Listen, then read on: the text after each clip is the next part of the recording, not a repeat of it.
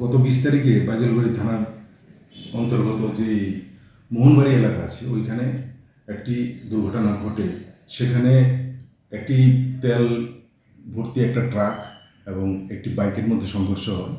এতে বাইক আরোহী ঘটনাস্থলেই তার মৃত্যু হয়েছিল এবং তার সঙ্গে ওনার স্ত্রী ছিল, যার নাম বিলু দেববর্মা, এবং যিনি মারা গেছেন ওনার নাম রতীশ দেববর্মা।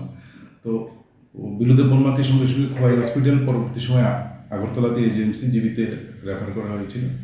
তো আমরা ঘটনার যখন খবর পাওয়ার সাথে সাথেই বাজিলবাড়ি থানার ওসি সমরেশ এবং অন্যান্য অফিসার যারা আছে সবাই ঘটনাস্থলে পৌঁছে, আমরাও পৌঁছি এবং পার্শ্ববর্তী ডিস্ট্রিক্ট আমরা যখন এই জিনিসটা জানতে পারি যে ড্রাইভার অ্যাক্সিডেন্টের পর ওইখান থেকে পালিয়ে যায় এবং গাড়ি নিয়ে আগরতলা অভিমুখে রওনা হয়, আমরা সঙ্গে সঙ্গে পার্শ্ববর্তী ডিস্ট্রিক্ট ওয়েস্ট ডিস্ট্রিক্টের সিরাই থানা, লেফুঙ্গা থানা, এনসিসিপিএস সব থানাগুলিকে সতর্ক করি এবং ওরাও নাকাতে বসে যায়।